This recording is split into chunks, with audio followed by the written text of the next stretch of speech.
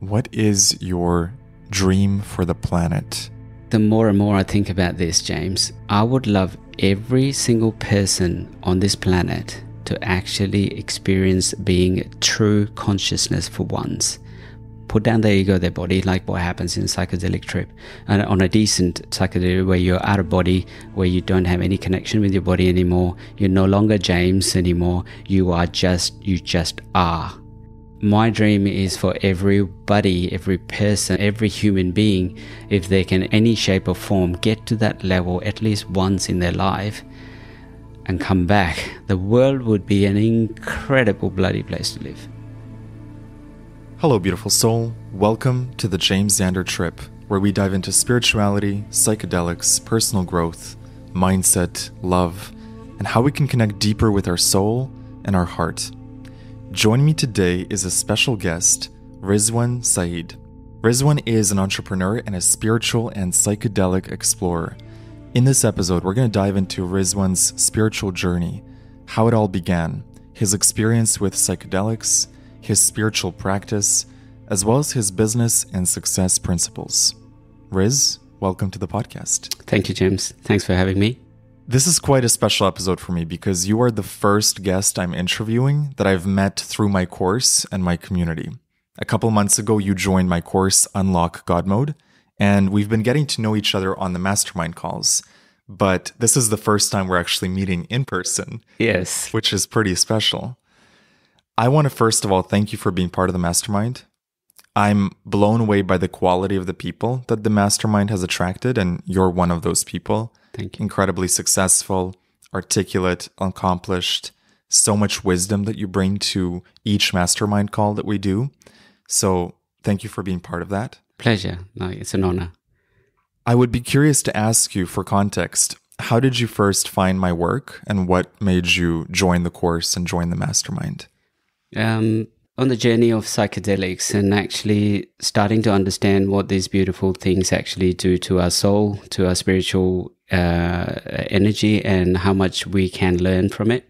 Through that process and interest in that realm, I have come across several platforms, several amazing people who share their knowledge and wisdom regarding the matter, regarding the topic.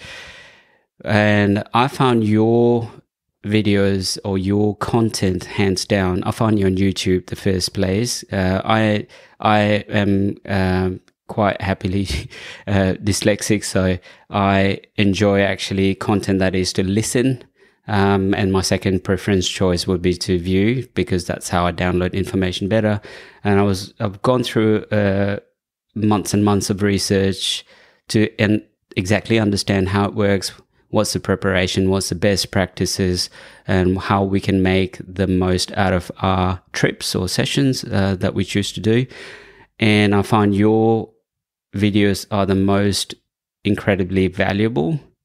In that context, till date, I have saved my favorites of your videos, and they are the ones I listen to, as you know, just before my every single trip, because it gives me the right state of mind. It puts me in the right state of mind, I should say, to get prepared to do a successful trip. And I've had an enormous number of trips, and every time I've sent you gratitude before and after the session, because it just really helps. You have magic with words, I can tell you that. Thank you, brother. Thank you. Pleasure. And then how did you find the course? The course is quite... Again, like I said, you have magic with words, so you have wrapped up quite incredibly important information. And what I like about the course is it's quite unique in the sense that you've taken your studies about the subject, your knowledge and interpretation of that, your personal experience of it, and you laid it out in a very structured manner and said it and presented it in a very layman term. So an average Joe like me, who is still in the beginning of a spiritual journey, can actually make sense of what you're saying very easily. And it's very concise at the same time. So you use very limited words or very few words to say a lot of stuff. I don't know if you understand that about yourself. I'm guessing a lot of people would have told you about that. So this course is super amazing because every second you spend on it will actually unpack an incredible amount of value for you. So time against value will be 10 out of 10 for your course. The content is amazing, simply laid down. And I am definitely a tortoise in a race, so to speak. Some people would just speed past and get everything to the end because they just want to know everything about the course immediately. And I am a slow pacer, so I am still in the process. I'm past the mid mark of your course.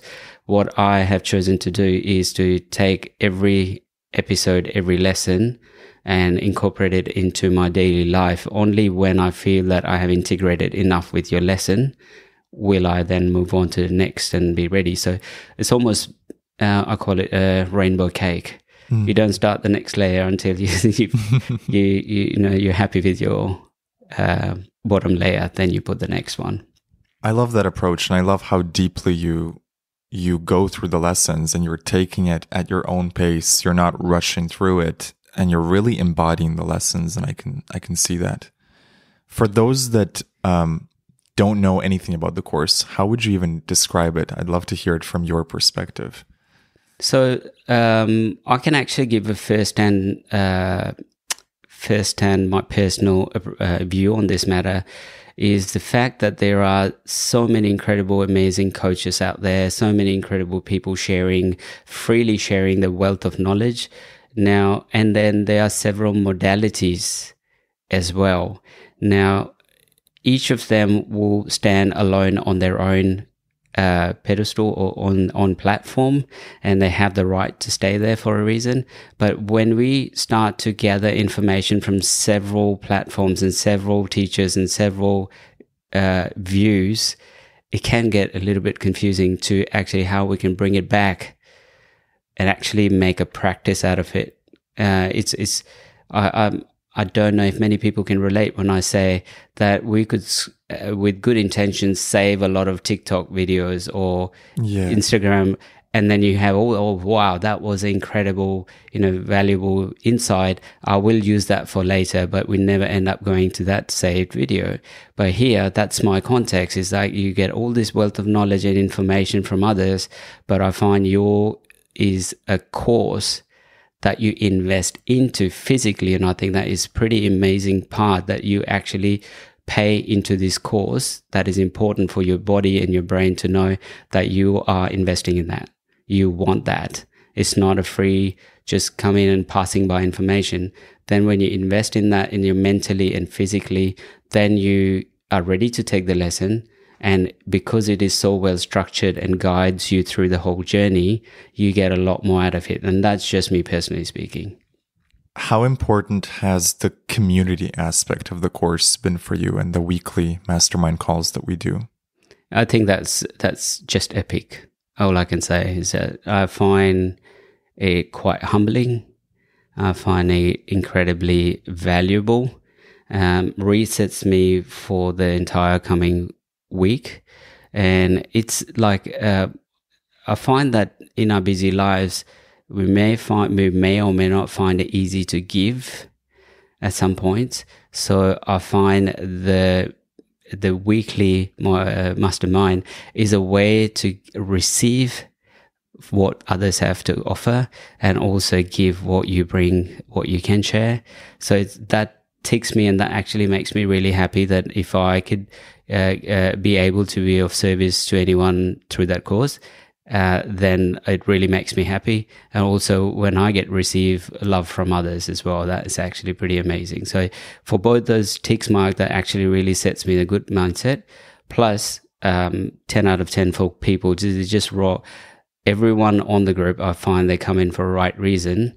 And for some spectacular reason, they all come in with no filters. So they are just truly being themselves, and they just, it allows everyone in the room to be the same energy, where we are not hiding from ourselves, and then we are not hiding from the group. Yes. And that's a beautiful place to be. I have never been in any other Zoom call where everyone was so open and honest and it was enjoyable to be in that presence of that group every week. So that's what the mastermind does for me.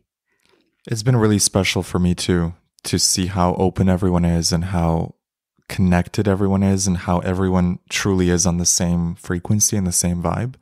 And I think it also helps that everyone has gone through the course or through part of the course, because it just puts us on the same energetic frequency.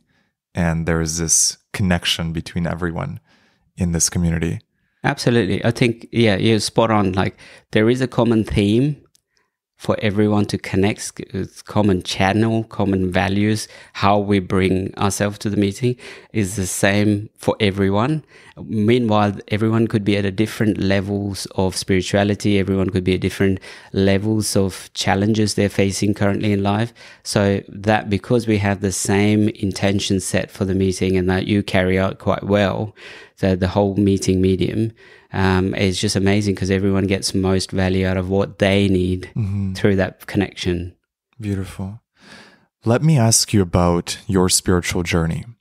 Can you take me to the beginning of it? Was there a moment in your life where you felt like the spiritual vein of your life, you tapped into that? There were a couple of times when we had our one-on-one, I mentioned briefly to you, I must have been around 11, 12. I can't really clearly remember what age I was at that point. I had a very unusual, and I've had share this only with a couple of people, where I was hoping that someone could actually say that, yeah, that's a common thing, or that's this exactly precisely. So getting someone's insight who may actually know the answer to it. But the reason is still, till date, I'm a little bit curious about what that was, and I can only label it as universe just giving a good shake-up, not a gentle tap. It was a proper shake-up, where when I was at that 11, 12 years age, it was like I had a lovely group of friends. I had, I was at school and just enjoying life. There was nothing to worry about. So it didn't come from anything that I was deeply engaged thinking about, to be honest. And it just came about from nowhere, and just I was obsessed and possessed with this idea of, who the hell am I? Why would anyone want to be friends with me? Who are they? And what's going on around me? Like, every little thing. What's a car? Like, why would people drive? Like, what's all of this around me? And when I'm asking this question, who is asking this question? And I couldn't know what to make of it. Till date, it gives me goosebumps as I speak to you. It was just so profound. And I'm so grateful for my friends to still hang around me, because I was just asking them, who do you see when you see me? And that kind of question at that age, truly, were people going, has he lost his marbles? And if I look back at myself at that time, I would be thinking the same too, maybe at that age. So that went on easily for 5 days or 7 days, where I had to kind of go, I need to just kind of channel out of that. Otherwise, people might not kind of really relate to that. And I should also move on, because that's not helping me get on with life, if you like. So yeah, that was quite profound. That was one. This existential moment of, who am I? Why am I here? Yeah, it's pretty profound is the word I could say. Well, going past that, you went on with life, if you like. And there's a little bit of things in life that I'm still unpacking. So I've been blessed with a family that actually gave me a good opportunity to study, provided me well. And so that was fantastic. I did have a very difficult childhood in terms of my dad, and how I had a relationship with my dad, and how we still struggle to have a deeper connection. To be honest, I would love to be, bare and open and talk to him at a deeper level, but that's really not where he's at. So it's not possibly going to happen. But I still crave for that, to have a deeper connection. But growing up, I had a very, very difficult time with him. And I believe now where I stand today in life, I start to realize that everything that he kept telling me that I wasn't able to. For instance, he would say, you step out my door, you wouldn't be able to, you're not capable of earning $1, so to speak, or we have more harsher ways of saying it that in my mother tongue, but he would kind of remind me things like that. But subconsciously, even though I believe I never took it to heart and moved on. And when I moved to Australia, I wanted to get out of the country because I knew somehow deep down that I need to be out of here. You were in India at the time. I was in India, yes. So I left, came to Australia all by myself, and I met my wife, lovely wife, Sandy, as I finished my degrees and masters and stuff like that. And when we started together doing a business, we grew a business. We had like $5,000 savings in 2008. We moved that over to a multi-million-dollar business together from that. I'm really grateful for that experience. But the second spanner in the works in my life was when I was at the peak of that business, and everything was running smooth, James. Like, I had nothing to complain about, and I was more dead at that point than I've ever been. So something was like, we have an expression in my language, you say, I wouldn't bleed if you cut me. I'm that dead, if that makes sense. When I say that I was dead, I mean spiritually I was more not aligned than ever before, because all of this is coming, and there's a voice in my consciousness keep reminding me, this is not what you're here for. Yeah, sure, you got all of this, and what? It's something I've noticed in my life too. As I expand my wealth and prosperity, it actually highlights more and more the aspects that are still misaligned. Okay, so you've got your wealth, you've got your abundance, money's in the bank, but what about that thing? What about this thing that you can't buy? And I feel like it's the universe more deeply shining a spotlight on the things that are truly, truly important. And I think maybe that's what happened with you, is as your business at that point got more and more successful, you're at the peak of your game, you're earning more money than ever before, and now it shines a spotlight on a spiritual side of you or another side of you where, oh, I can't actually buy my way out of this. But the best way I can say, absolutely spot on what you're saying. The best way I could visually see it, because I see things visually. So how I can stay is that, imagine if you're watching a best show on a theater, right? Imagine opera, if someone's into that. The lead performer is just hitting that high, beautiful, incredible pitch, and that all the spotlight is on that one person at that time, right? They will cast equally intense shadow because of the amount of light they are on. So the shadow became so strong for me at that point because everything else was in the spotlight at that point. And that shadow kind of really taught me, do you like it? Is this what you came here for? And the clear answer profoundly was no. What was the shadow showing you in that moment? It's just a profound, clear, this is not what you're here for. This is not what it is. You can see it for yourself now. And I can't, it's an intense, visceral understanding, more than one could put in words. And what I was trying to highlight at the earlier part of this conversation was, today, somehow I'm starting to put together to say what my dad was saying when I was young made me indirectly, not practically, I wasn't chasing to please anyone or impress anyone, but subconsciously that's what I ended up doing exactly what my dad thought I wasn't capable of. Got there to realize, oi, what's the race you're running, mate? Is this really your race? Is this what you're here for? And then at that point, everything started to or you know how you just literally people talk about manifestation or talk about energy, or where you focus on where if there's a misalignment, then your universe is going to reset you in the right place. The moment I had that thought and that dissatisfaction or misalignment at the peak of my business is literally when the business starts to fall apart.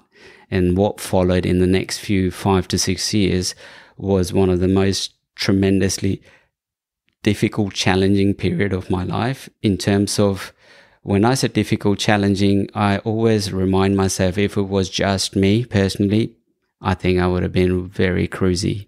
But when you have a title of being a father yourself, and I take that role quite seriously, and being a husband to support the family and what's important for them, their education, things like that, things start to become quite real, because now it's no longer about just you, because you would have been okay with things like that.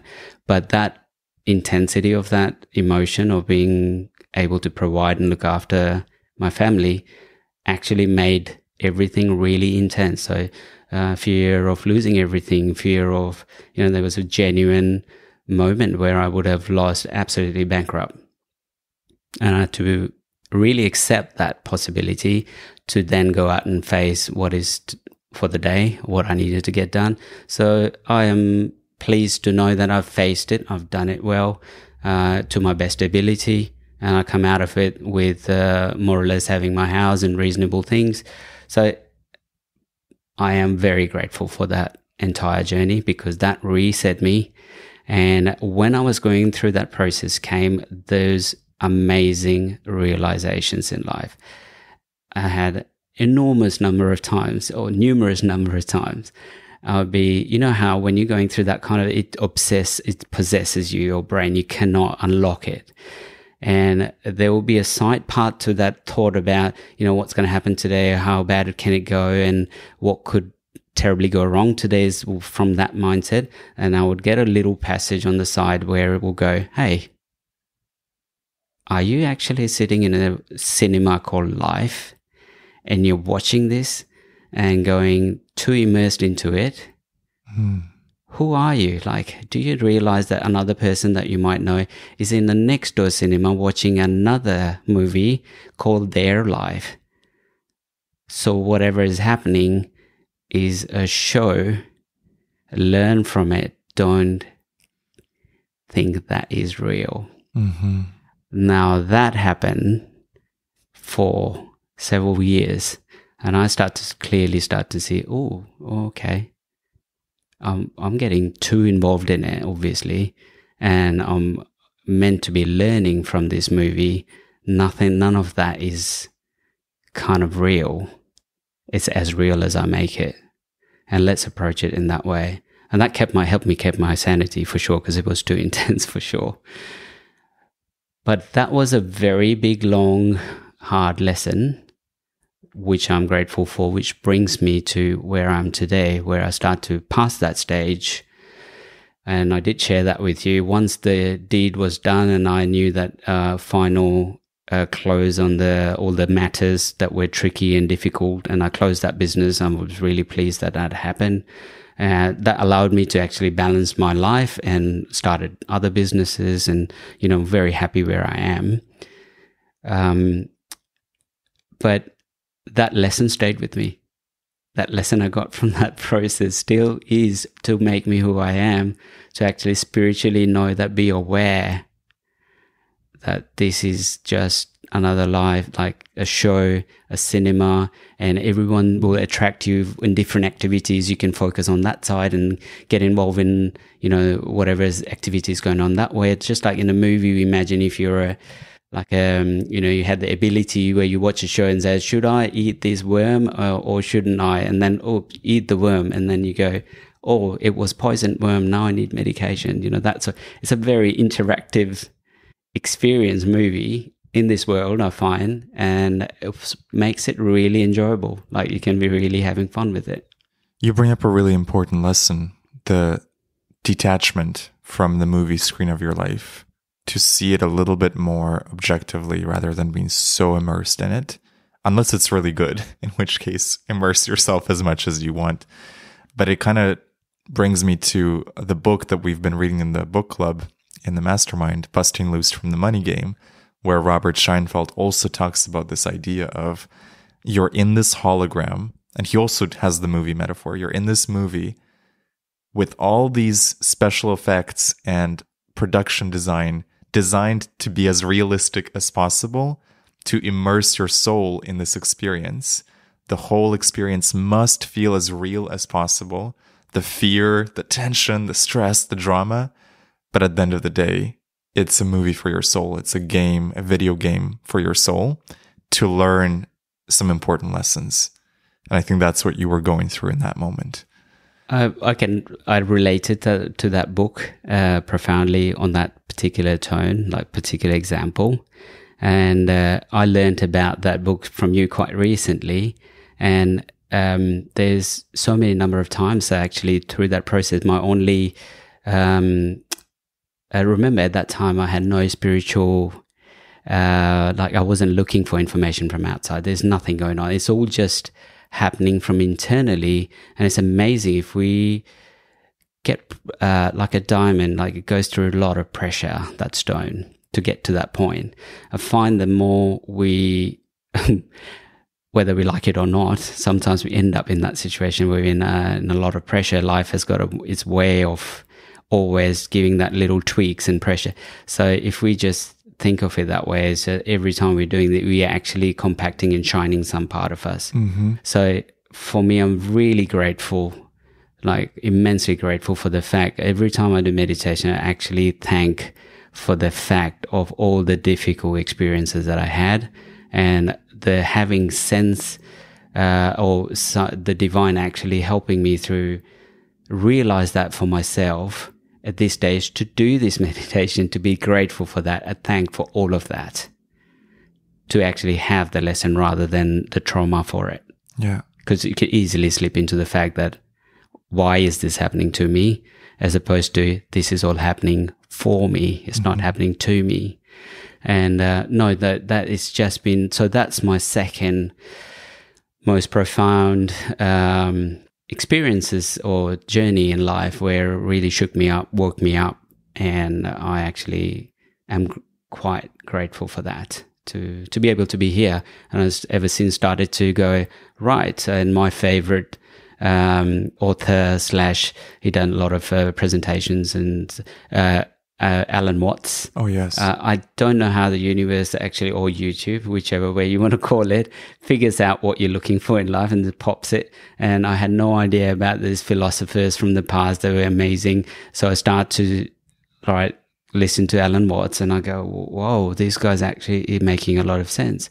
So I till date actually listen to Ram Dass, Alan Watts, a little bit of Joe Dispenza, but Alan Watts has always stayed. And my first ever mushroom trip always brings that back as well, because it's got a beautiful way of explaining that, how we think that we are separate to the leaf outside and the flower and the butterfly that sits on it, or the caterpillar that is crawling over it, or the earthworm in the ground. And he just puts it together and say none of that exists without each other, meaning you don't exist without all of that around you. So that just the humbling thought that we are not above or below anything around us. We are as much part of it as much it is part of us. So that actually I could gratefully say that I've felt that several times over my psychedelic journeys, and it really helped me be more humble, be more present, be more grateful, connect with things and life around a bit more viscerally. One of my favorite Alan Watts quotes is when he's describing the Big Bang, and he says, we think of the Big Bang as something that happened a couple billion years ago, but in fact, it's still happening. And he has this metaphor of when you throw a can of paint against the wall, and that's the Big Bang, and then you see all the little tendrils of paint flow down the wall. And at the very end of the tendril, that's you right now, 12, 13 billion years later, still big banging, you're still in the process of it. The Big Bang is still happening now. And when I heard that and really felt into what he was saying, it's such a mind-blowing thing to consider. There is no separation. There is no Big Bang happened and then now here is life, or here is the universe. It's still happening. It's all a continuous, eternal, infinite process. Yeah, I absolutely remember that one.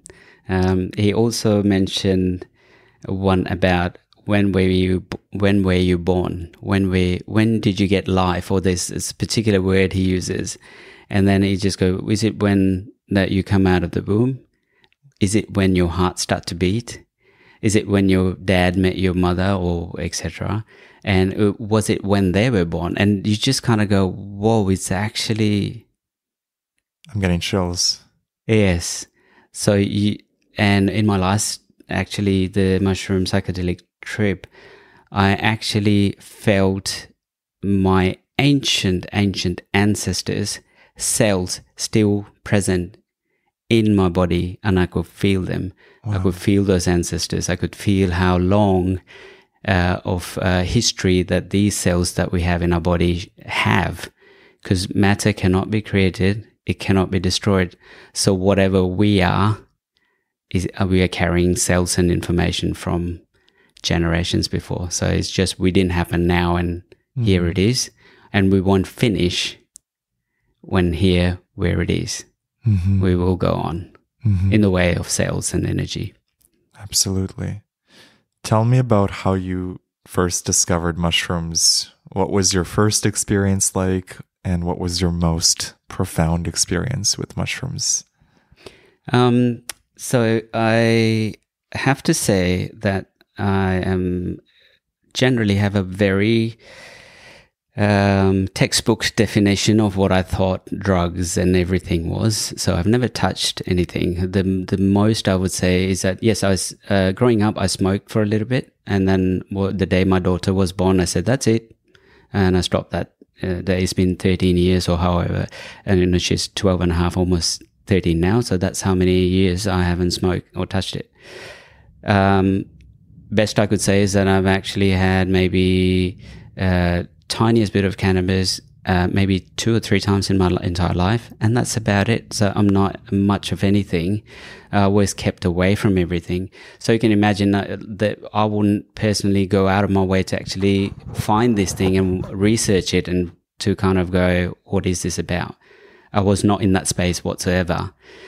There is a saying that I heard a lot right at the start, is that, don't worry, brother, it will find you when it's right time for you. And it freaking did. Like it was not in my radar at all. And all of a sudden these spiritual questions start to pop in my mind. And this is not when the business closed down, all of that. It was literally a couple of years ago.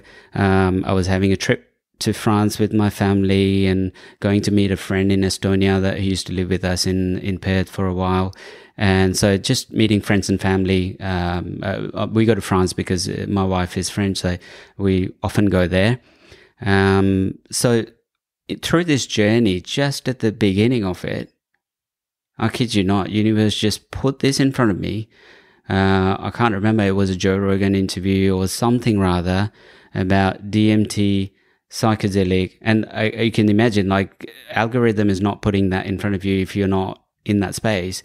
Somehow it just popped up and it goes, it's got profound spiritual this and that. And I go, what is that? Like, what the hell is DMT? Or diametric, whatever.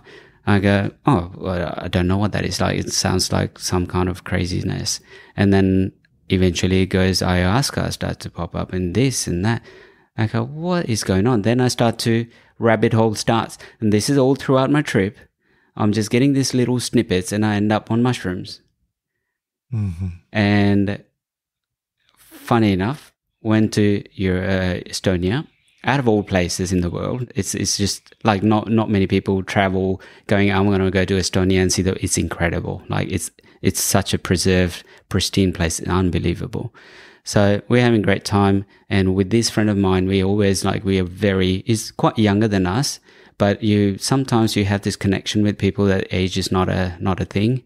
And so we ended up chatting and I go, I just really want to know what else is out there. What am I not turning over? Because I want my deep down through all this experience, the one thing that drives me that I actually discovered clearly a few years ago is that I want to evolve my soul as far as I can before I pass away. And that's all I wish for. And for that reason, I'm going, okay, there is apparently something I'm missing here. I want to know, what am I missing? What can I do to help myself to evolve as best as I can? And then he looked into my eye and go, man, Riz, out of everyone, if I would have bet on a horse, it would have been you, that you would have already, because you're hungry for knowledge, hungry for information all the time. And he said, well, you have your flight at 2 a.m. tonight. You don't eat anything from right, and this is the afternoon on the day before I'm going to take the flight. He goes, not eating anything from right now. We're going for a little trip. 9 p.m. we get back to my apartment. I've got a few things for you, and then we'll sort you out. And that was the best place. It was the best people I could imagine. My wife was there, and him on the couch, and I literally had a humble 1.9 gram. You know, that's for a beginner. And just go, that should all wear off just before you catch the flight and all of that. My wife's going, are you sure? And I said, I am not, but I'm not stopping. That nothing can stop me now. I'm doing it. Oh, it was as if a light was shooting out of the top of my head, and I was directly connected to entire universe, and I could have answers to any question in the world. And I was having conversation. I could see we were connected with a physical frequency. I could see every particle around me was exactly the same particle as what I am made up of. Profound, like, could go forever, but yeah, you can imagine. It was just as if someone just opened my eyes for the first time. And as a baby or as whatever being, you just, for the first time, saw the reality and you went, whoa. That level of knowledge or information, when it's you open your eyes to that, you're no longer the same anymore. You can't go out and disregard the reality anymore. And that's just been shaping where and who I am till now. I'm so grateful for those teachers, because the medicine actually teaches you so much about you, and there's so much more to learn about it. As you go. So that's been my a first opener, and the most profound experience, hands down, would be what I chose to do straight after my business and everything was closed. And through that process, was difficult time of business closing, like I said, it was good 4 to 5 years of extremely difficult time. I had no time for the feeling of fear, because I literally put it aside and I go, you have to stay aside. If I need to get results, get what I need to get done, I can't be acting from fear. I need to act and just get it done. So when everything was done, I knew I had a lot of stored energy in my body, and I learned this concept a while ago that no energy must be stored. It must be felt and pass through, whether it is a positive energy or whether it is a negative energy. It made a lot of sense to me, and I very truly knew that I'm storing a lot. So I did what normal person would do. I just went for 5 grams of mushrooms and asked for it to flush out any stored energy. And that was 5 hours of repeated every single thing that I could hold precious, that I did hold precious, slipping through my fingers as if it is sand from the beach, and I couldn't do nothing about it. So I lost my daughter, lost my wife, lost my pet, lost myself, to the point where I go, I wouldn't care less if I'm dead or alive right now, just I would like this to finish, and I surrender to it. Guess what? I'm back in the room. Everything is normal. And I go, whoa. And the moment I start to cling on to reality and I go, no, I don't want to go again, it will take me back again, make me lose everything, because that was the fear of losing everything through that business transition that I was facing and storing in my body. So that went on for 5 hours. I wouldn't not sugarcoat it. It was hell. But the first things I said after the session trip was over is that now I have learned how important everyone around me and how everything around me is, I am going to start living now like I have never before, with a level of appreciation for life that I till date carry that. And that was the most difficult, most meaningful trip. And I really think that even if, if sometimes mom will teach you difficult things and teaches you difficult lessons, you may or may not like it as a kid, but that's the lesson you need to learn. And that those are the most valuable for your life. Amazing, brother. Amazing experience. And to hear your story of it, it just shows how important intention is. You asked to be flushed out of all those emotions that are trapped or stored in your body, and you experienced, the mushrooms gave you exactly that. How do you set your intentions today when you go into a mushroom trip today? I'm curious, what sort of intentions are you setting, and what can you recommend to the listener about intentions that they can set for their trip? 100% a big importance, maximum importance for intentions. And it's a funny thing for me because, again, I learned a lot of that from your videos, and from a practicing person, I can tell you there are every single ounce of piece of information that you give out is absolutely value in gold. Like they are, if one adheres to that, I am a living, breathing example of it. You will have success at it. You will get constructive feedback and downloads from the process. Going back to intentions, I have a good list of intentions. So whenever I come across, I'm watching a show and someone just popped up this incredible question that resonated with me, I quickly pause it, write that down. So I have a list of intentions, and it's a running list. But before my session, I'm not going through all of that to actually pick up the ones that I find more interesting. A week before or so, I play those tapes in my mind and let that come from my heart. So a lot of times it's not until just about when I'm about to prepare, when I'm about to get started on my journey, is when I put the pen to paper and I physically write those questions down, and they just come out of you naturally. I find myself. People ask me sometimes, like my friends go, how do you know what dose it is? I say, I don't. It tells you. You would know what dose on the day, if not, and it's a number that you go, whoa, that sounds a bit too high sometimes, but you just go, shut it down, because that's what it told you, and you know it. So you have to just go with what it. So I find over time you get in tune more with the medicine as well, and the medicine communicates with you. So intentions, I physically write those down. 9 out of 10 times, they all get answered in the exact sequence as I've written them down. Oh, wow. And I also do a little side note. So once I've written all those questions down, I write down that piece of paper, the big bold letters. I write down what energy zones I want to tick, what emotions I want to tick. So without a fail, every time it will be, I want it to be fun. So I write down fun in capital. I want it to be informative, insightful. I write that down. I write meditation. I absolutely want a deep down meditation segment in my trip, because that is so blissful. The meditation pieces for me on psychedelics is a point where you reach the level of depth of insight, peace and silence, where even your heartbeat is an interruption. You get to that point where and there have been times where I just go, Jesus, like, it's like you wouldn't even whisper to say it's blissful.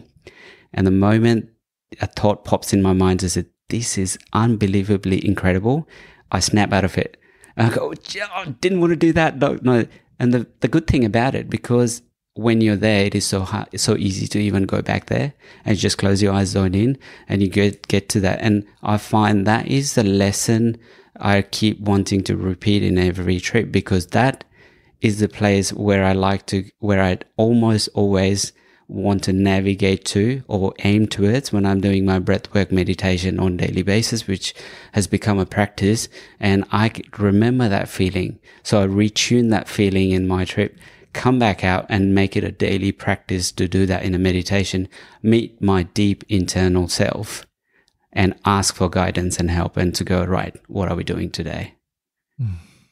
I love that. I love that, brother. For those listening, what is the breath work that you recommend? It's a difficult name to pronounce. Maybe we'll put it in the show notes. Maybe that's right. Yeah. So there's this lady I found on Insight Timer app, and she has done a breathwork course that I highly rate, and that actually helped me through understanding the anatomy of breathwork, which parts and which biological, physical elements are working in harmony, and how each part is playing a role. And she explains about the chemical exchanges. Once again, she goes into detail and she explains you don't need to remember all of these. But from that course, which went for 4 or 5 modules, and she explains each one is a good lesson, understanding, and she gives you a training exercise to practice that. So I have learned that, and now I can engage and relate to all different other teachers in breathwork practices, but the basic foundation is set by this person, so I can understand what I'm meant to do in my body and how it should feel, and that just being a profound value. Now I can actually really feel. I can go really, really deep with my breathwork. This morning I had a 30 minutes or 45 minutes breathwork session, and I meditated for this podcast today to go, just help me lead from within me. My intention is to give every person who spent time to listen to this to get something out of it. So it's for me to be about the listener, not about, I'm just a mediator. I'm just trying to share what I have. But the message is, if something is only well received and it makes sense to someone else. So I saw a blue color in the meditation. I was absolutely zoned out, and I see a blue color.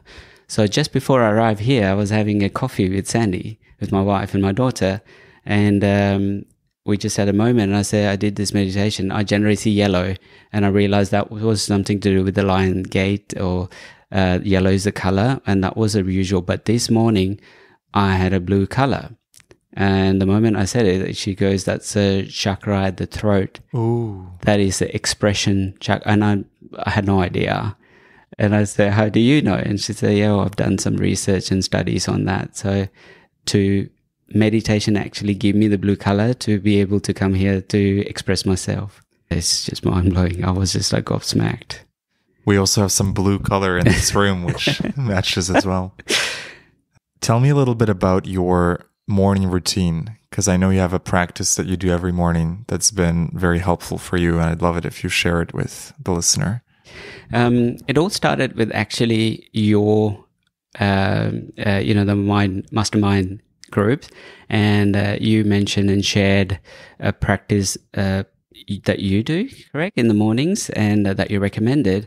And every time that you dropped a valuable bomb, I would write down. I have a diary next to my bed, and one of the early days lesson that you taught about is that spend 5 to 10 minutes in the morning. You want to be grateful for at least 5 things and deeply mean it, and energize your body with that. Send love to 2 people that's making your life difficult at that particular moment, and then just chill out, listening to your inside voice, whether there might be some instruction or not, but you just leave your body as a vessel for downloads for 5 to 10 minutes, if the time allows you, and you just stay there. And right at the end of it, you set an intention how you want your day to go today, and you set an energy intention, like I want to be energized today, I want to smash out a lot of work, I want to be mellow and chill out and cruise through or flow today, or I want to absolutely be guided by my spiritual guides today, or whatever it might be. My favorite is flow and love. And I just kind of go, I just want to cruise. Whatever comes through, I want to cruise, and I want to send love and feel love all the way through all the challenges and everything. So that's basically, and I found if we can make us, I'm going to tell you something that's going to be hilarious. Very likely a lot of people are going to find that going, what is this guy? So I am always a rainbow cake. I build practices on practices, and I have been naturally doing this for ages. So I have a lot of hip, like slip disc and lower back issues when I do sports like kite surfing, snowboarding, all stupid stuff. I still do at this age, broken bones and lots of stuff. I'm 43 for the listeners, or 44, I can't remember now, one of those at this age, but age doesn't really matter. I just keep healthy, and I take care of my body, and I want to still keep doing things I love physically. So because of those physical issues, I found a set of exercises that I do every single day so I can have a backache free day for the rest of the day. Okay. Now, technically, you might have to find time to do that in the morning, right? I just go, well, tell me a thing that I do every day without fail. Brush my teeth. Right. While I brush my teeth, I will do my physical exercises for my lower back. So I layered that up. My recent practice is I love ice bath and, cold showers and things like that. And it's winter in Perth, and I have not missed a day, bar 4 days. But most days I will have sometimes even double showers, cold showers throughout the day. Now, this is what I've been doing for the entire winter. I've been brushing my teeth, which forces me to breathe through my nose, which relaxes my body, while standing in the cold shower, while doing my exercises for my lower back. I love this. Every day. So talk about multitasking. Hey, but you can't get out of it because now you will have combine your everyday ritual, and is no way you're not going to brush your teeth. No way you're not going to exercise. All you got to do is stand in the cold shower. It's not hard. Like, that's at least how I work. So when you mentioned that meditation in the morning, I went, right, I have to get up and sit somewhere and do all of that, or I'm going to find a way that I can absolutely do it every day without even failure. So I set my timer on purpose 10 minutes before I need to get up. The moment the timer goes off, I just yell out, hey Siri, snooze. And I set the snooze for 10 to 15 minutes. That's going to remind me automatically. Now while I'm laying down, all I got to do is lay there, start my breathing practice, wake my body up while I meditate too.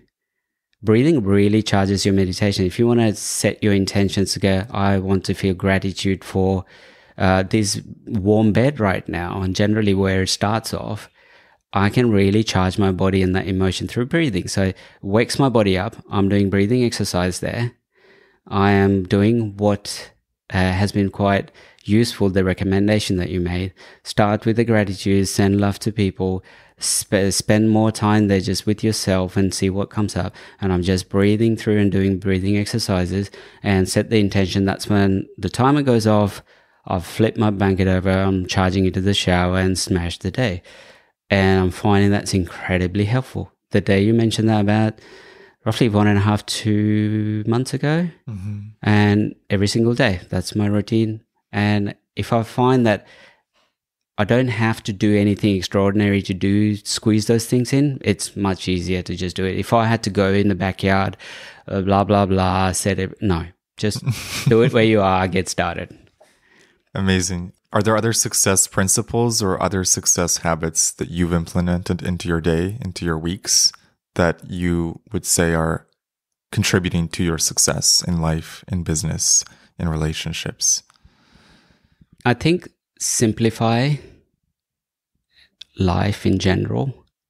I apply that to everything, as you could just figure it out from that conversation. I love the layered approach. Yeah, it's fantastic. Just make it all happen. Just don't have to worry about too much. It's all taken care of. Wrap it all in one.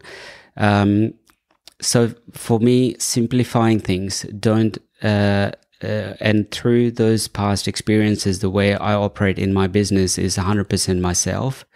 And that encourages people around me to be 100% themselves. I respect anybody and everybody for who they are and what they may or may not be going through. Zero judgment passed at all times, as best as my human ability can allow me.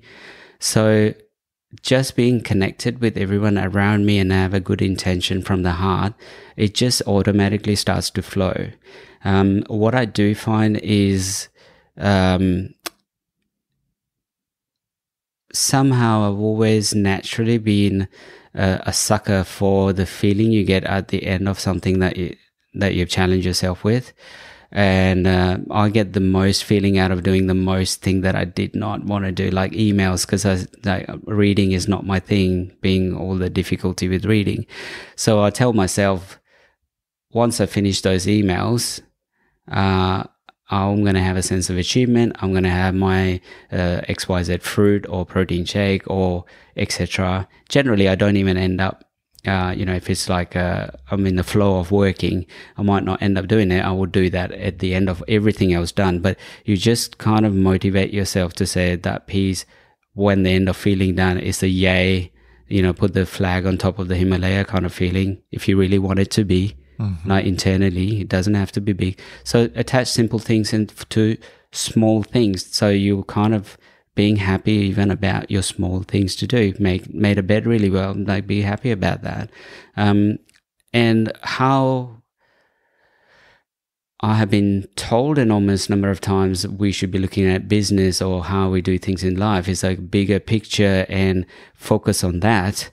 But what I have been doing all this time, and I don't see myself changing, is that I like to do little simple things perfectly or to my best ability and enjoy that. And I find because I've always engaged in that, the bigger picture always takes care of itself. You do keep the picture of where you're going in mind, but you don't let that dictate or be the majority part.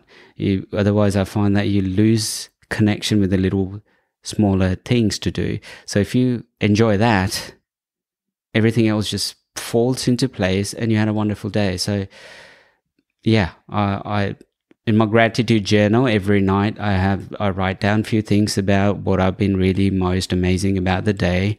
And most times I have to write down there because I have got down a lot of work done today. And that's a massive, like a feeling, a good feeling, which you physically write again to tell yourself, re-engage that emotion of just achievement. So yeah, it's very like keep it simple, enjoy simple things. Mm-hmm. I don't know if everyone is after simplicity, but I'm a simple person. You're looking at me right now. I'm just chilled out, relaxed. What you said about doing the small things really well, it reminds me of how you do one thing is how you do everything. Correct. And so I think Wallace Wattles in The Science of Getting Rich also talks about this concept of doing everything with certainty and doing everything really well.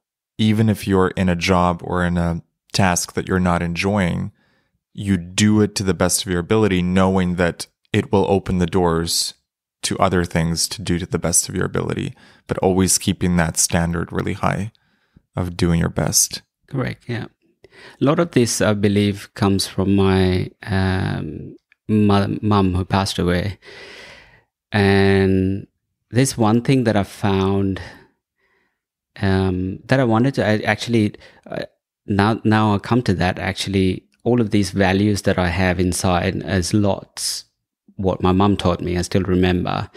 And from that, I remember one thing that I wanted to ask listeners and in general people, is it just me? Because I personally have seen an enormous number of times, no matter how bruised and battered one's life is, universe always sends one anchor that keeps their little dinghy floating in the big wide ocean.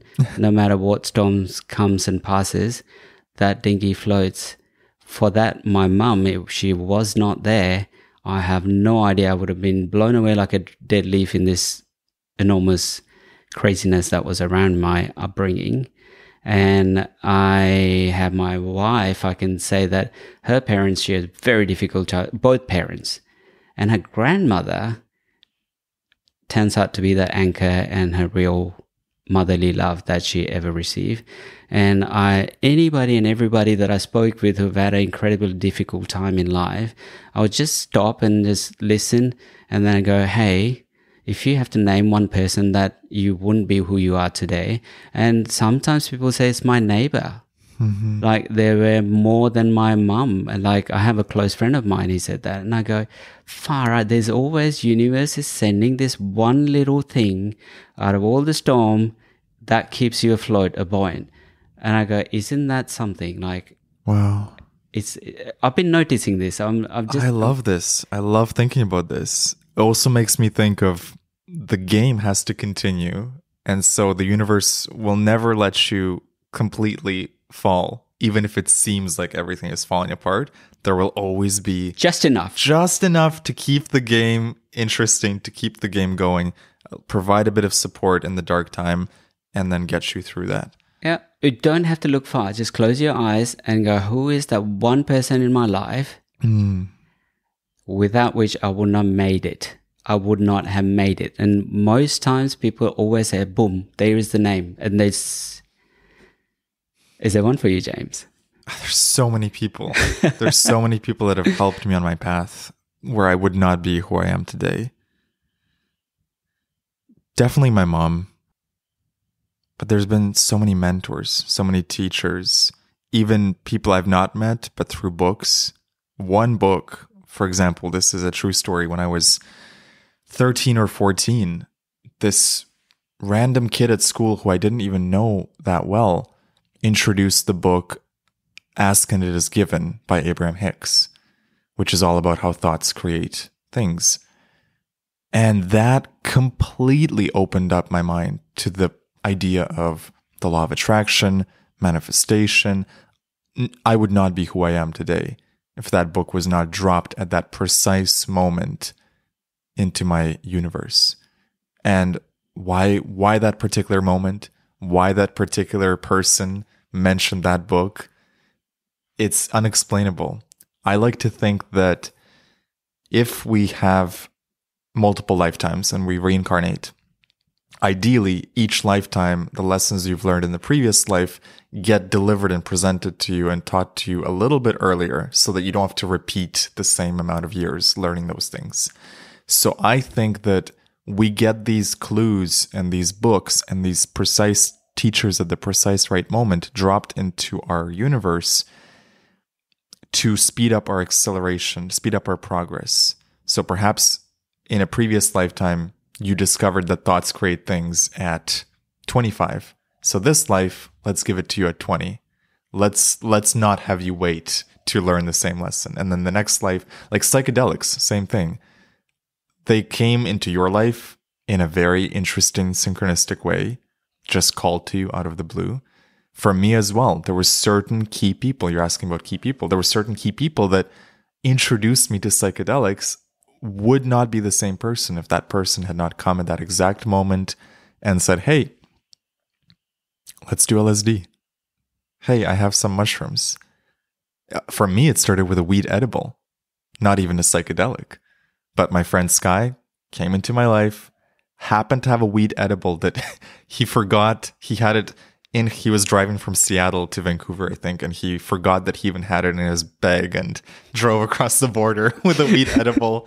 Comes to Vancouver, we meet up, and he's like, hey, James, you want to try this? And I had never really tried anything at that point. And that was my first experience of having my consciousness shifted. I was like, whoa, okay, I'm still me, but there's more. Okay, if this happens from just a small weed edible, what are these other things about? Completely opened the gates and the doors for me to go explore that. And now I'm running a YouTube channel about psychedelics.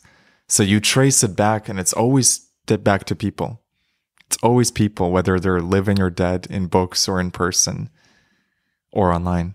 Yeah, amazing, isn't it? And then we are sitting here together. We're sitting here together. I mean, would not happen if I had not built the course. The course would not be built if I had not done the psychedelics and read the books that I had read and had the inspiration to create it. And I want to add, we are still in the explosion of the Big Bang. We're still in the explosion. Still exploding, James. Amazing. Who knows what other blessings and adventures are yet to come. Yeah. So good. We are so blessed. We're so blessed. We are. Yeah. I want to ask you about one of the biggest blessings in your life, your wife. Yes. How did you guys meet? And what have you learned about love and relationships with her? How have we met? So growing up, I've had little relationships, generally about 6 months, and it just it fell apart for its own accord. And I had a very interesting relationship when I moved to Australia. I was an Australian girl from Queensland. And we moved in together. It was my first time because in India that wasn't a thing. So we moved in together. And I think that was so well timed by the universe, because in that window when we stayed together, it really, really taught me so much about myself, that my core values in terms of who I am as a person and what will enhance and amplify my day and what could go opposite in my day. I'll give you a little example. And it's just, I find that life, like you explained later down in the course as well, that life is actually teaching you a lesson. You need to go back to the time when it was successful. You want it to go back to when it was not. And you will find that the answers are already there. If you repeat that, it actually works. So that particular topic in your God Mod course took me back to that point, because yes, that relationship actually taught me the things that I absolutely cannot have in my life. It's just, I'm so grateful to her for the fact that she, you might call me that I'm a little bit too organized in some ways, but my wife is double organized. And I actually appreciate that, because the life is a much smoother journey. Yeah. To actually get more value time. So a lot of people say if you organize yourself well, you'll have more things that you can do. I say if you do things in an organized way, you will have more things that you want to do. Ooh. Can you go deeper into that? So if you're busy with shit that you want to get done, and that's profoundly boring or mundane or not exciting enough. Now, if you approach it with an organized, structured way, you're going to get that done very effectively and faster. That gives you extra time to do the things that you actually feel excited to do, whether it be just doing nothing. Yes. Okay. So organization actually key to more quality in life. So it's just for me anyway. I find that quite useful. So I respect organization. And from that relationship, I start to realize, okay, that is super key important for me. And clutter, chaos, that doesn't work for me. I found that also from one of your courses, you open up and say, for you, for success, is an absolute passion and obsession. And I can 100% relate to that, because I'm also one of those. I'm not going to latch on to anything and everything someone has to say. I can engage to the excitement, but if it doesn't intrigue me, you can poke me as many times. I'm going to be the dead person, not moving. But if it excites me, you don't have to say it twice. I would be through it like a bushfire, like just go, it ignites me. So I find that the passion in a person, whatever the hell they are passionate about, it really is for me. Because if the person is not very passionate about anything, then, or in general, not get too excited, that's not going to work for me. I need to be with someone who is passionate about something and really do it well to their best ability, so I can admire that. I don't delve too much deep into astronomy or astrology and stuff like that, but I've realized one thing about Scorpions that is actually quite true for me as well, is that we need to trust and respect a partner. If we can't organically and genuinely respect our partner, we are not going to be with them. So those things were taught in my previous relationship. So when I met Sandy, we met each other. We used to bump into each other for nearly 2 years. And I'm not one of those who, I'm very like a give and take. So somebody doesn't ask, I would ask her. She's pretty introvert and shy, very, very, still find her very beautiful. So, and she gets prettier by time. So for me, I remember just watching her, Jesus, she's absolutely stunning. And I would just make an effort to say, hey, how you doing? She'd go, good. How was your work? Good.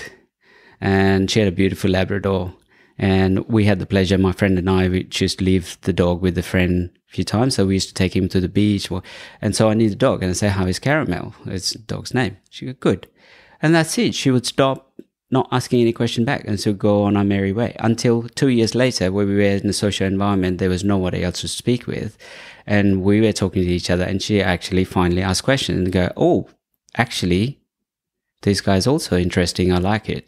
So that's how we kind of engage with each other. That's how after 2 years of knowing each other is the first time when we moved past the hi, hello, is when we really connected, like, boom, it was straight away. And I had the pleasure to just spend some time with her and watch her ways. And I could instantly see my mum would be absolutely impressed with that. Like, it's silly for me to say that. It's a simple thing, but let me explain. Because remember, everything I have in a lot of core things, being structured, being organized, you should see how I take my mum taught me, hey, just because you got new clothes does not mean you disrespect your clothes that gave you respect, what you're wearing. So I will always take my clothes up till date, habitually fold them neatly, put them away nicely before I put on the new clothes. So I'm talking that like old school, real simple, but respectful living environment kind of thing. I could watch those things in Sandy beyond like even myself, because I still took in what I could. So I could see that my mum, if she was in this company of Sandy, she would be actually really pleased to see a person who has got that grace and skills and organized and structured, think about everyone else. Kindness is another one that I found myself cannot live without. Someone just not have that little kindness to them. So anyway, long story short, it's those little things that I learned about what I cannot live without and what my core values and my being is with. Can I share that space with that kind of person? Then that led me to understand I could just literally go, Sandy, when I met her and spent some time, I could just literally 4 things I think I had at that time in mind. I go tick, tick, tick, and tick, so I can happily live with this person. And I'm grateful. I think the universe did that to me before, for me to realize and appreciate what is important before I get into a relationship where I'm meant to be. Mm-hmm. And that was really important. And same happened with her as well. She was in a relationship just before where she could not be herself. All about, I want to enhance and help you be the best version you want to be, and not control where you should be going. You should go where you want to go.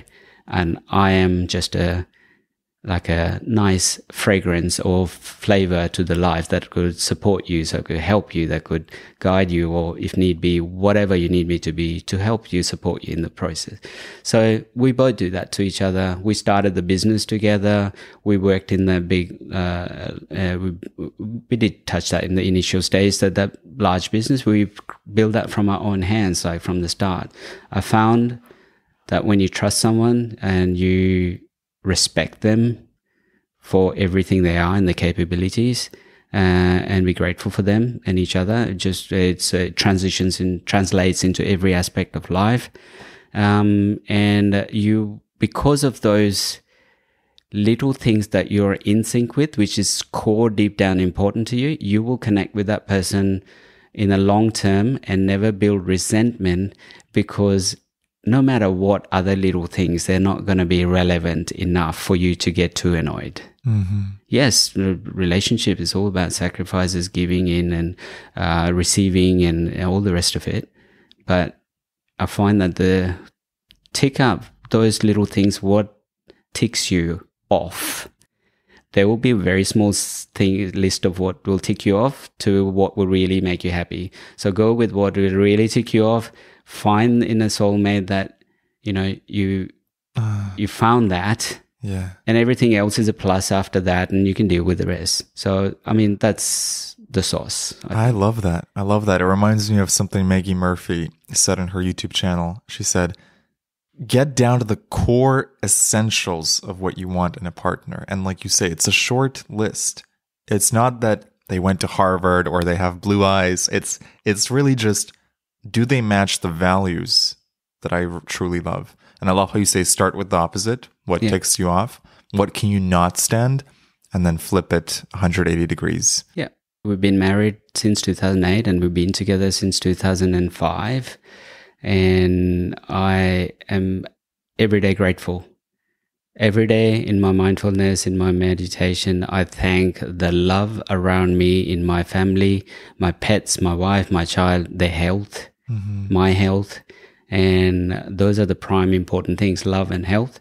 Everything else, expanded being and abundance and all of that, because I am of a believer that imagine you had all the things of wealth and abundance of that you ever wished for that you have. There's only one caveat. You're going to be bedridden. You cannot move, broken your spine or whatever injury. And that's it. You will find that everything else is irrelevant from that point of what you really thought you wanted, because that's going to set you understand, my body, my health is the first keystone that allows me to experience everything else, good, bad, and ugly.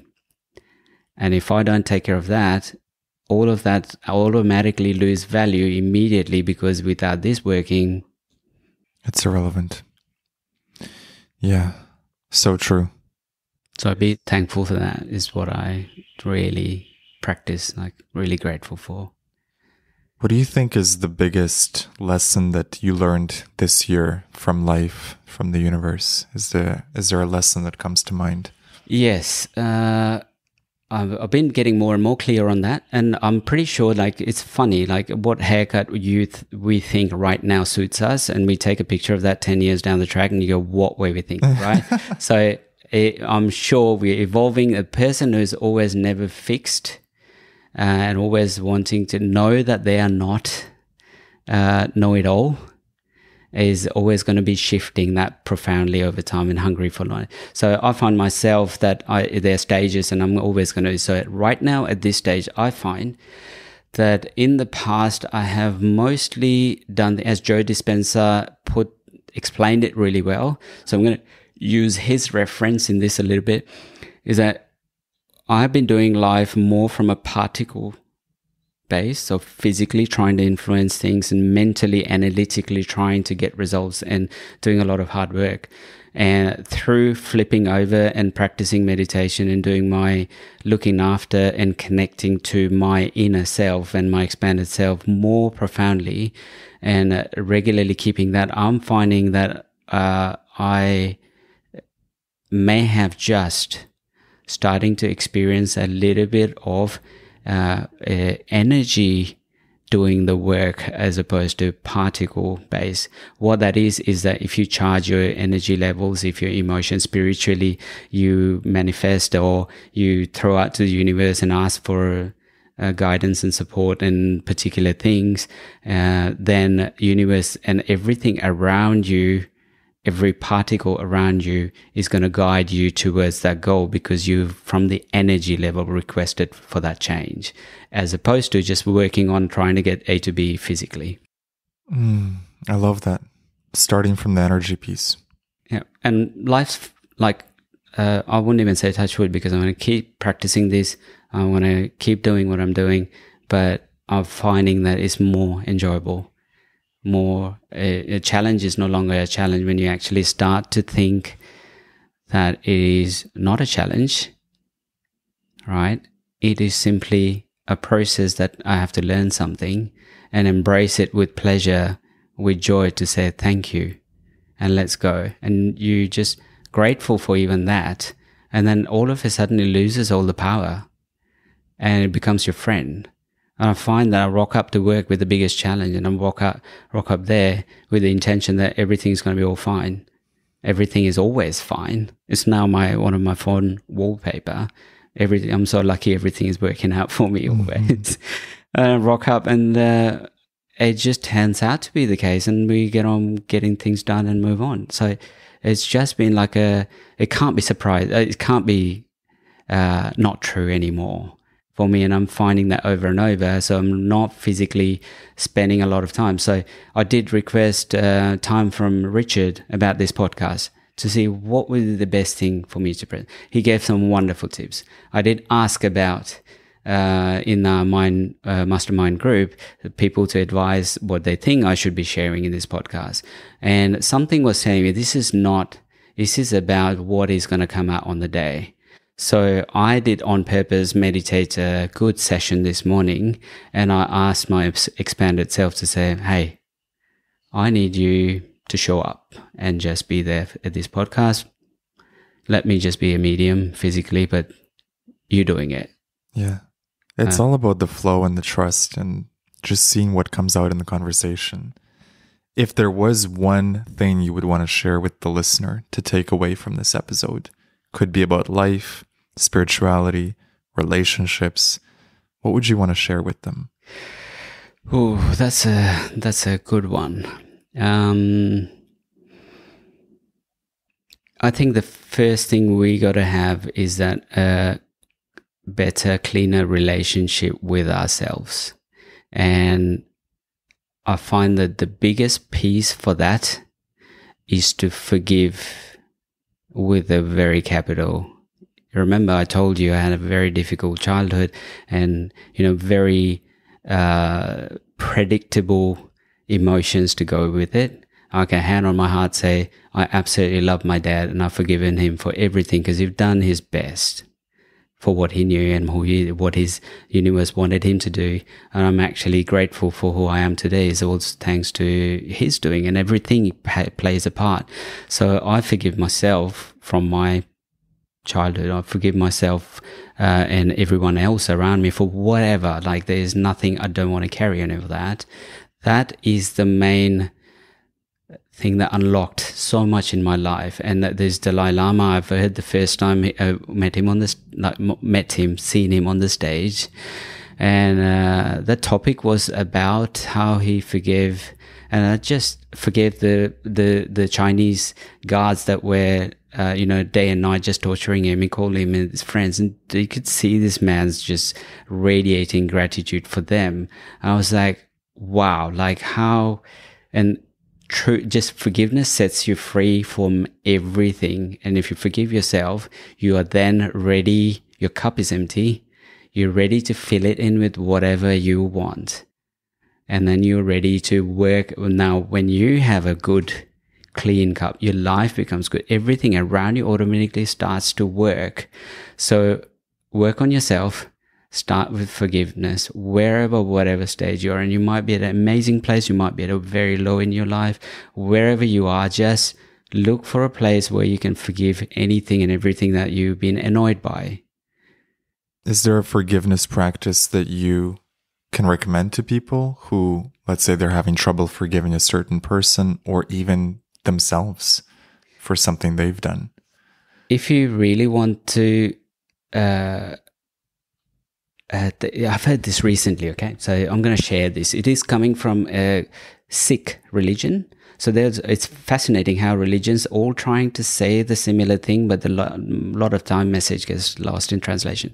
So this is from a Sikh, S-I-K-H, for those who don't know. So that's an Indian religion. It comes from Hinduism / Buddhism kind of a context. And someone explained that no one's operating of their free will.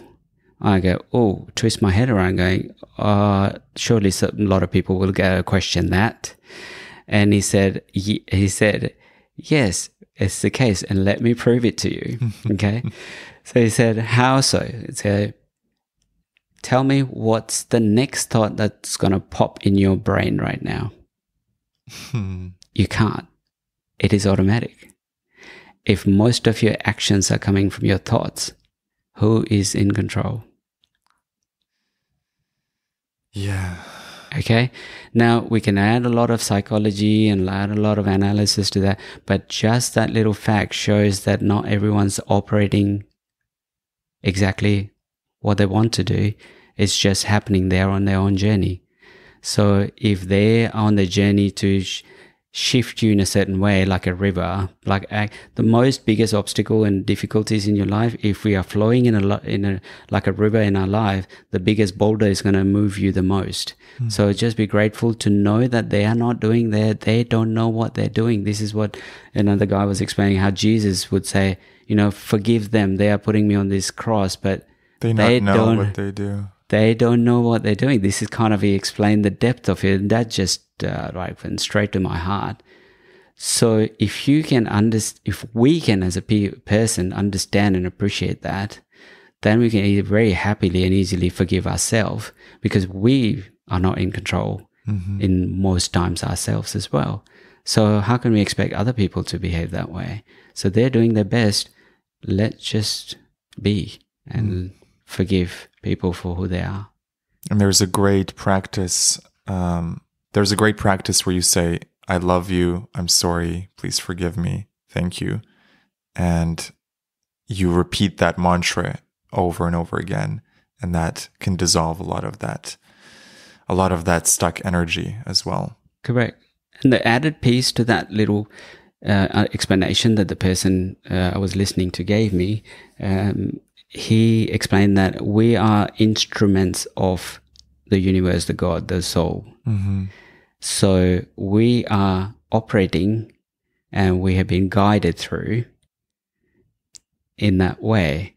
So we have to not think we are puppets, so we are actually carrying out the divine's work. So let everyone do the same thing and be grateful for it. Was it difficult to forgive your father?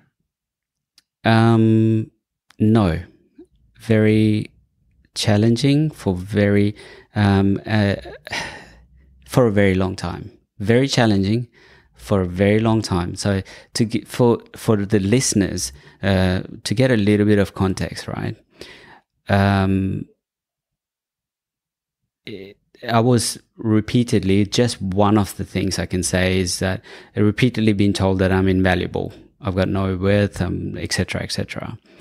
And when I actually gone out and achieved what he would consider 100% a success is wealth. So I've achieved that.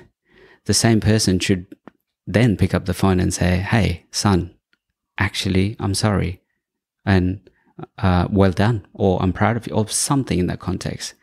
Till date, I have got nothing. Like it's non-existent, and bless him. But you can understand that in some shape or form, I was just going, how can it, like, he would clearly say, I can laugh because I say, if you can't laugh, you're going to cry. So I choose laughter. So he would literally say, I don't feel love for you, man. What do you want me to do?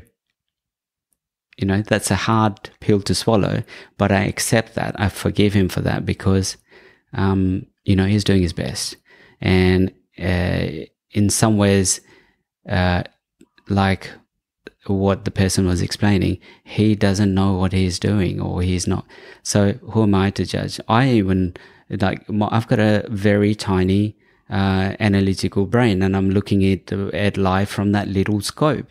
When you go on a psychedelic journey, that scope gets taken out and you realize how abundant and vast we are. Yes. So when we are living everyday life, we're looking at it from a tiny peephole. So from that to judge someone from that peephole, where also they might be looking life from a peephole, it's just almost outrageous, if that makes sense. Absolutely. Absolutely. Riz, it's been such a pleasure to have you on the podcast, to go deep into your life, and so much wisdom, so much insight that you bring to the table. I'm curious, as my final question, what is your dream for the planet? I think the more and more I think about this, James, is I would love every single person on this planet to actually experience being true consciousness for once. Put down their ego, their body, like what happens in a psychedelic trip. And on a decent psychedelic where you're out of body, where you don't have any connection with your body anymore, you're no longer James anymore, you just are. And you are as good as a tree, as good as a butterfly, as good as every other cell organism. You just become that. When you become that, you come back feeling connected to everything. You can no longer crush a simple insect from that context, because you feel that you are the same. You are the insect. Yes. My dream is for everybody, every person, every living organism, or not organism. I'm pretty sure the insects and cats and dogs, everyone's figured that out beyond human being. Every human being, if they can, any shape of form, get to that level at least once in their life and come back, the world would be an incredible bloody place to live. I just wish that. I think it's going to happen. I think so too. Everyone is on that journey. And it's funny you mentioned that, because that was exactly one of my most pivotal moments in my life, when I first had my first DMT experience. And I saw clearly, irrefutably, that I was energy and that everything around me was frequency. It changes you forever. And I do wish that experience for everyone else, whether it's through mushrooms, ayahuasca, breath work. There's many ways to get there. Absolutely. Yeah. To feel your most expanded self in that pure, raw energy state. But then you can't sanction some horrendous things to be dug out from the bottom of the ocean, or etc., etc. How many more nice things? And people for once would realize that, everything around us is precious. Mm-hmm. And we are just one with it. We are not above it. We are just part of it. If we accept that, we can't really think, oh yeah, chop that down or kill that down or change this and etc. For what? For what? Riz, where can people find you if they want to vibe with you? I'm very rarely on socials, but I do have... They can find you in the God Mode Mastermind. They can find me there. They can find me on Telegram. You can put down info in there if anyone wants to reach out to me. But I would be definitely on the God Mode. And I have to say, a lot of this spiritual journey, for me personally, speeded up as you can listen to the practices that I've been introducing in my daily routine, and the thought processes I'm going through is all started when I started the God Mode. Majority of it where it actually influenced my day in a very positive way. So I wish if you're listening to this, give it a crack and actually see if it shifts you out of it has for me, shifts you out of your norm and get to the place in life where you're actually flowing and enjoying whatever may come, rather than fighting, getting up in the morning going, I've got to fight for life and fight for living and fight for that. I wish everybody has that opportunity to actually be and flow and enjoy, and where things just come to you rather than you trying to have to fight for it. Brother, thank you so much for being a guest on the podcast. It's been such a pleasure. Thank you so much, James, and everyone who spent time to listen to this. I'm grateful. Thank you. Thank you. You've been listening to the James Xander Trip with special guest Rizwan Syed. You can find Riz in my mastermind, so you can actually come and hang out with us every week at the God Mode Mastermind.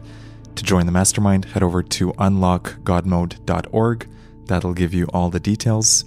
And to stay in touch with me, make sure you sign up to the newsletter at jamesxandertrip.com. For resources on mushroom trips, go to mushroomchecklist.com for a free PDF on what to do before, during, and after your psychedelic journey. And to access my sacred plant medicine playlists, go to mushroomplaylist.com. Thank you so much for listening.